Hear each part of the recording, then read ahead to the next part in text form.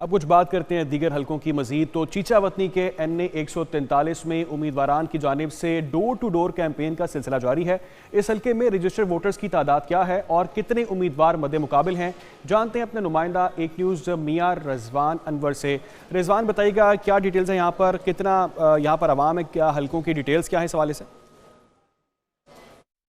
जी बिल्कुल, general election 2024 के सिलसिला में NA 143 चीचावतनी में भी सियासी सरगर्मियां अरूज को पहुंच चुकी हैं। जोड़ तोड़ का सिलसिला जारी है। यहां पर पाकिस्तान तहरीक इंसाफ के राय मोहम्मद हसन नवाज खान और पाकिस्तान मुस्लिम लीग नून के दो धड़े बन चुके हैं, जिसके में अमन ग्रुप के चौधरी मोहम्मद जाहिद इकबाल और इत्तेहाद ग्रुप के चौधरी मोहम्मद तुफैल जट और पाकिस्तान मुस्लिम लीग नून और IPP के मलक नुमान अहमद लंगड़ियाल, पाकिस्तान पीपल्स पार्टी, जमात इस्लामी, तहरीक लब्बैक पाकिस्तान के माजिद हुसैन रिजवी समेत 17 उम्मीदवारान जो है वो मद्दे मुकाबिल हैं।